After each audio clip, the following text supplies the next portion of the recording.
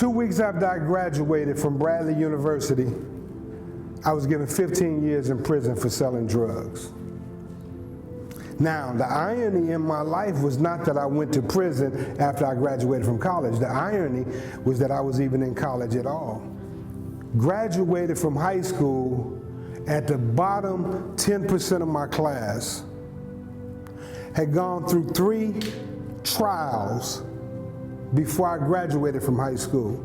The last time I went in front of the judge, he told me if I came back in front of him, he was gonna lose me, but I slipped him because of my 18th birthday. So when I made it out of high school, I was trying to figure out, what am I gonna do to make a difference in my life, because I did not like what was in front of me.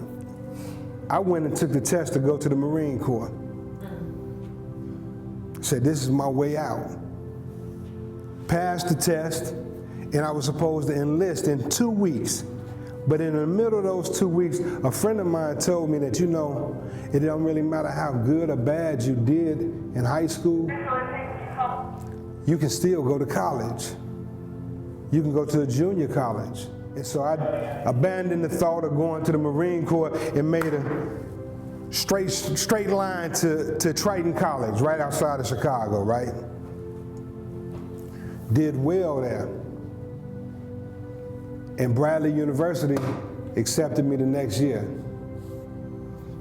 Now, I had an uncle on the west side of Chicago who was a pretty big deal, big time drug dealer. And I watched this my entire life, going in and out of these apartment buildings that smell like feces and urine, with bars up on the door, and when you go inside, you got 10 guys with pistols everywhere, drugs everywhere, money everywhere. That was what I grew up in, right? But as a kid, I knew it was something wrong with that. Nobody had to tell me that this was not right. And so I said to myself, I literally made a conscious decision, man, I'm not gonna be that. And that's why I was thinking about the Marines. That's why I ended up going to college, because I didn't want to be like my uncle, right? But let me tell you how things work where we come from. I get up in Bradley. It done blew everybody who ever knew me mind. That was my first miracle, that I got into Bradley. Then one day I went home, and one of my relatives had stole a big garbage bag full of weed. They just gave me 2 big handfuls, said, here. And I ain't smoked weed, but I knew how to sell it. So I brought it back down here to Peoria, bagged it up, and I'm selling it. And I'm not even thinking I'm a drug dealer, right? I got nickel bags on the mantelpiece. My friends would come over, put $5 in and take a bag of weed. It was an honor system. I ain't even check it. At the end of the week, I'm going to get me a pair of Jordans. And I re-up another ounce of weed, right? I ain't no drug dealer. I'm going to college, man. Then a guy from Peoria came to me because I was from Chicago and he thought I had the hookup. He said he wanted to get a pound of weed. I said, man, I ain't know. I dismissed it, right?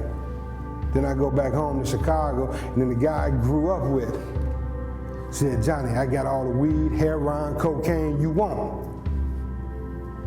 I said, how much you give me a pound of weed for? I mean, I can give you a pound for $600. The guy in Peoria said he had $1,200 for a pound of weed, man. And one day, I became a drug dealer. One day. Because I took that pound of weed and I flipped it at least 30 times before I came back to Peoria. And every weekend, I'm breaking my neck to get back to Chicago to do the same thing. When my money got short, I'm hooked. I'm hooked on the game. So what I do, I go get an ounce of cocaine.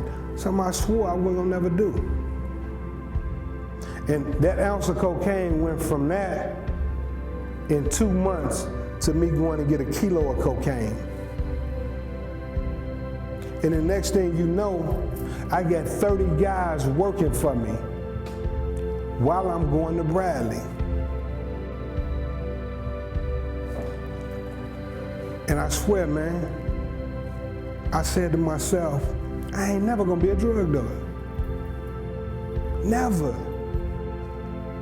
So now I'm wrestling with these demons in my head because I'm doing things that I said I'll never do. But I'm hooked. I'm hooked. And when guys running off with packs and then we having them beat with bats, in my heart I'm crying. But I'm looking at everybody else with this mask on my face because I can't show no weakness. Because weakness will get you what? Killed. But I'm playing this game because it ain't really me. I'm hating the person that I am. My mother didn't raise me to be a drug dealer.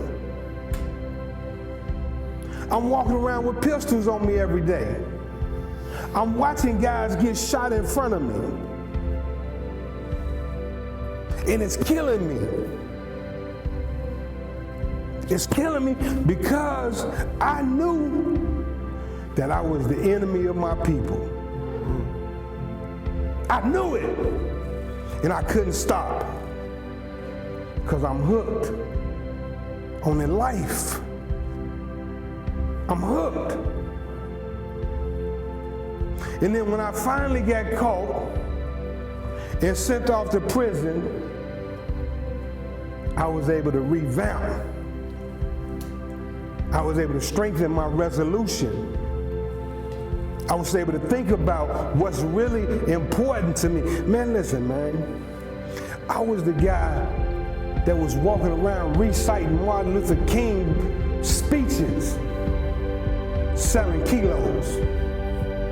Can you imagine how twisted my head was? I read Malcolm X. And I'm saying, man, how can I admire this guy and still be who I am?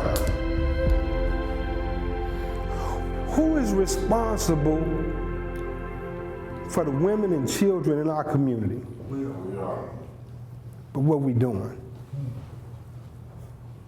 What we doing?